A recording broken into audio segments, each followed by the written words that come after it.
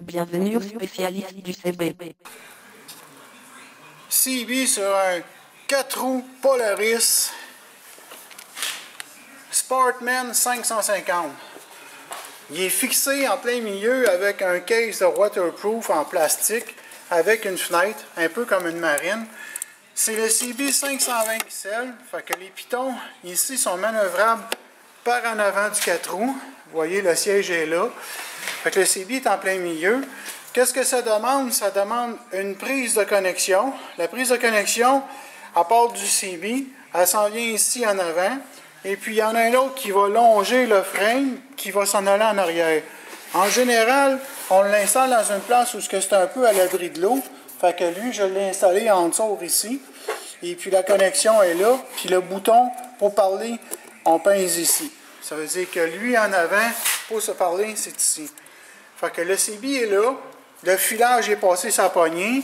Et puis, l'antenne, elle va transmettre. Fait que naturellement, c'est une 48 pouces comme un camionneur pour avoir plus de rendement.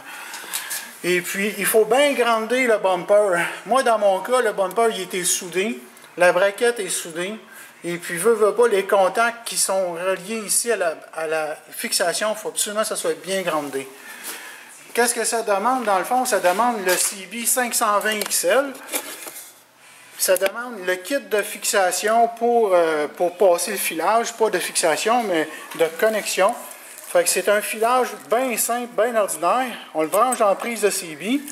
On peut avoir une rallonge de 9 pieds qui s'en va en arrière, puis 4 pieds qui s'en va en avant. Et puis le fil, il est passé. C'est une connexion comme ça, 5 pins, comme un Goldwyn. Et puis le bouton va tenir avec un bout de velcro qu'on fait le tour de la poignée. Quand on pince dessus, ça l'actionne le CB. Et puis naturellement, quand on passe ça, comme à l'intérieur de la mécanique, ben là, il ne faut pas que le fil se casse quand on va tourner les poignées, parce que le fil est quand même assez sensible, n'importe quel fil peut casser.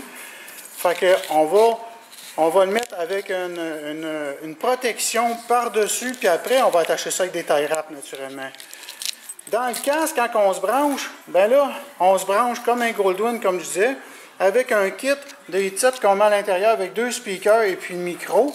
Mais c'est un kit de 50$ bien ordinaire parce que les vrais kits de moto à 150$ ou 130$, c'est trop cher puis c'est trop gros. Fait que lui, c'est comme une corde. Fait que si on tire, si jamais qu'on arriverait ici puis qu'on donne un contre-coup, mais si là la prise, ça va sortir. Il ne faut pas que ça soit vissé, il faut que ça soit facile à enlever. Et puis, fait que la pine est comme ça. Quand on va tirer dessus, ça va sortir. Ça a l'air de ça ici, ça a l'air un peu bizarre, mais c'est installé dans le casque. Fait qu'on met les 2 oreilles dans le fond, à l'intérieur. On passe le fil de bord en bord et on va mettre l'autre parce que naturellement, on a 2 écouteurs. On a 2 écouteurs, puis le micro, lui, ben, il peut être carrément juste avec un petit bout de velcro sur le bord. Moi, dans mon cas, on le voit-tu ici? J'ai fait un petit trou dans le plastique, puis j'ai mis une tie wrap, juste pour pas qu'il bouge. Fait que ça, de toute façon, c'est un peu, on le met dans le casque, fait que c'est tout dépendant comment est-ce qu'on l'installe. Fait que ceci était la description du CB installé sur une moto VTT de Polaris, mais ça pourrait être n'importe quelle autre sorte. Fait que c'est une 48 pouces d'antenne avec un 520 XL de Jacques Radio Communication.